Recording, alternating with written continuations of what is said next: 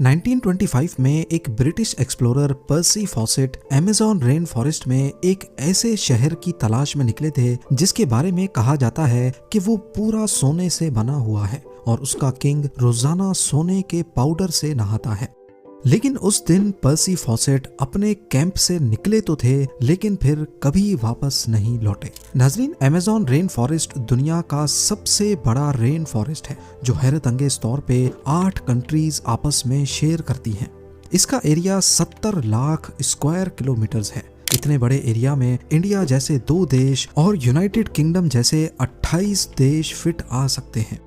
जैसे ओशंस का बहुत बड़ा हिस्सा अभी तक हम इंसान एक्सप्लोर नहीं कर पाए, ऐसे ही अमेज़न रेन फॉरेस्ट का भी बहुत बड़ा हिस्सा अभी तक इंसानों की पहुंच से दूर है। यहाँ प्लांट्स, एनिमल्स और माइक्रोब्स की ऐसी किस्में रहती हैं जिनमें से अभी तक सिर्फ 10% का पता लगाया गया है। हर दिन यहाँ नई स्पीशी एक्सप्लोर की जाती है।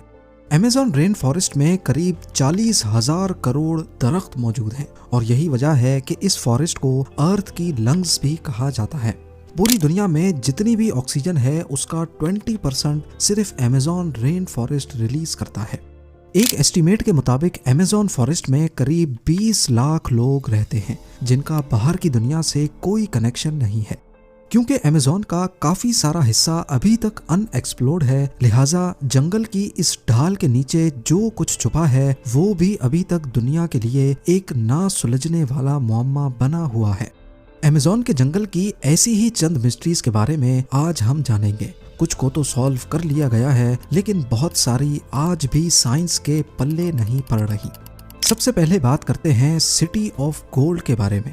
अमेज़न फॉरेस्ट की आज तक की सबसे बड़ी मिस्ट्री है यहाँ की सिटी ऑफ गोल्ड, जिसको एल डोराडो भी कहा जाता है।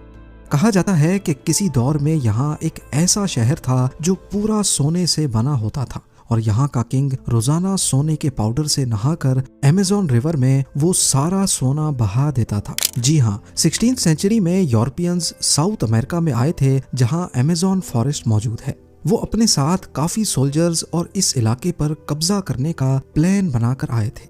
यहाँ उनका सामना अमेज़न के लोकल लोगों से हुआ जिन्होंने यहाँ अपने शहर बसाए हुए थे।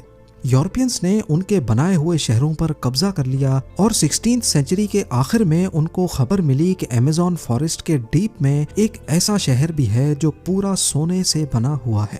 तो इसी पर यूरोपियंस ने इस एल डोराडो सिटी की तलाश शुरू कर दी।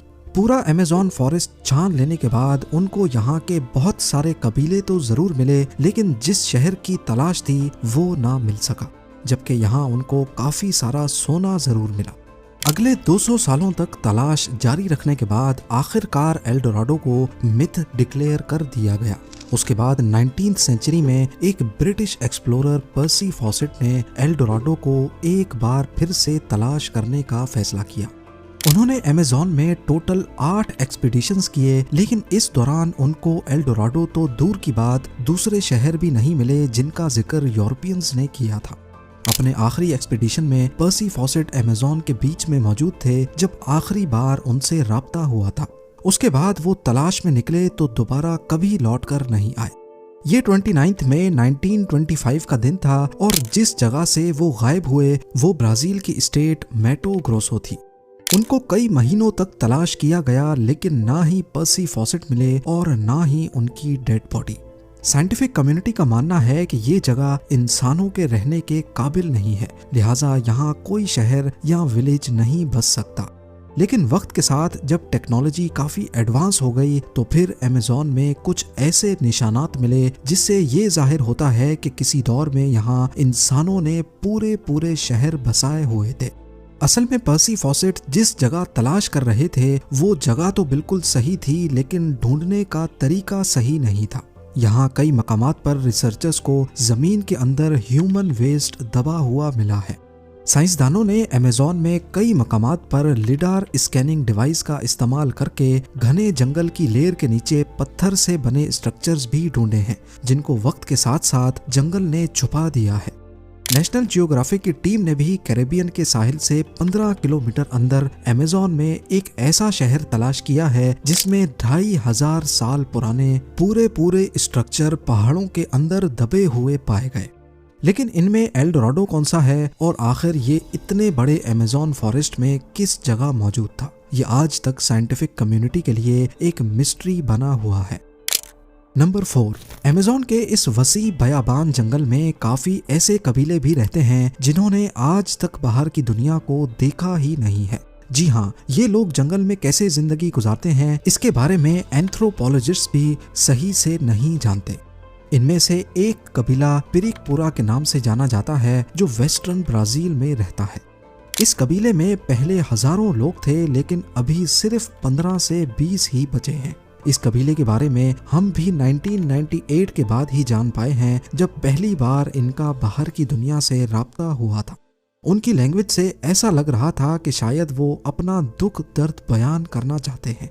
एंथ्रोपोलॉजिस्ट ने जब उनकी बातों को डिकोड किया तो मालूम पड़ा कि उनका कबीला पहले काफी स्ट्रॉन्ग हुआ करता था, लेकिन फिर कुछ कब्जा माफिया ने फॉरेस्ट में माइनिंग करने के लिए उनके तमाम साथियों को बुरी तरह मार डाला, जिनमें से ये चंद लोग बच गए थे। ऐसे पता नहीं कितने ट्राइब्स हैं जो अमेज़न जंगल के बीच अपनी दुनिया बसाए बैठे हैं। ये लोग कहां से आए थे, क्या इनका हजारों साल पहले यहाँ बसने वाले कबीलों से कोई कनेक्शन है, इस बारे में आज तक कोई नहीं जान पाया। नंबर 3, सदियों से हिस्टोरियंस को ये कंफर्म नहीं था कि अमेज़न में रहने वाले लोग यहाँ कब आए थे, लेकिन 2017 में ये पहेली तब सुलझने लगी जब आर्कियोलॉजिस्ट को कोलंबिया के करीब अमेज़न फॉरेस्ट में पहाड़ पर कुछ पेंटिंग्स बनी हुई दिखाई दी। ये बड़े बड़े पत्थर पहाड़ के अंदर पूरी तरह दबे हुए थे और इन पेंटिंग्स को समझने के लिए इनको एक्सपोज करना बहुत जरूरी था। लिहाजा आर्कियोलॉजिस्ट ने यहाँ 13 किलोमीटर की खुदाई की तो मालूम पड़ा कि किसी दौर में ये पत्थर एक गार के अंदर मौजूद थे। इस 13 किलोमीटर की गार में जो पेंटिंग्स बनी हुई पाई गईं वो करीब 12,000 साल पुरानी थी।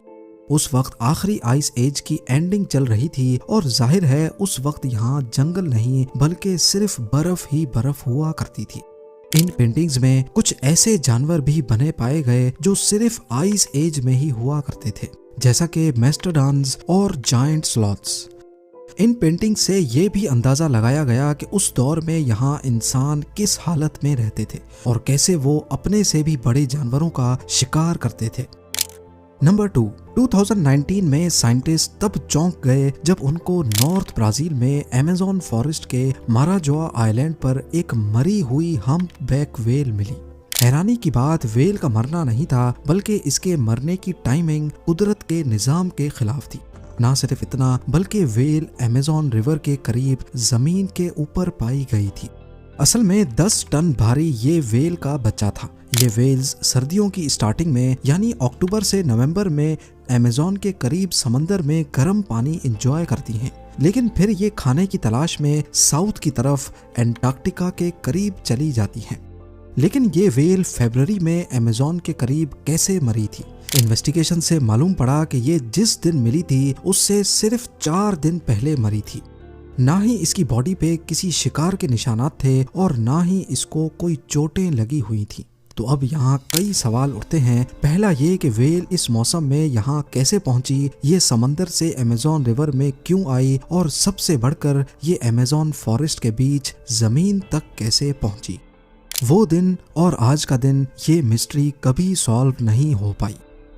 और अब नंबर 1, अमेज़न फॉरेस्ट का एक और सीक्रेट 2013 में डिस्कवर हुआ था जब पेरू के करीब एक केमिस्ट्री के स्टूडेंट को अमेज़न में ये अजीबो गरीब स्ट्रक्चर मिला। ये एक प्लांट के पत्ते के ऊपर बना हुआ था जो देखने में काफी मिस्टीरियस लग रहा था। इसके ठीक सेंटर में सिल्क से एक कोन बनी हुई थी और इसके चारों तरफ सिल्क से ही एक जबरदस्त फेंस भी बनी हुई थी। उस स्टूडेंट ने इस स्ट्रक्चर की फोटोज ली और उनको इंटरनेट पर पोस्ट कर दिया, लेकिन हैरत की बात यह थी कि आज तक ऐसा स्ट्रक्चर किसी ने भी नहीं देखा था। इस पर मजीद जांच पड़ताल के लिए साइंटिस्ट की एक टीम ने पेरू के इस हिस्से को विजिट किया।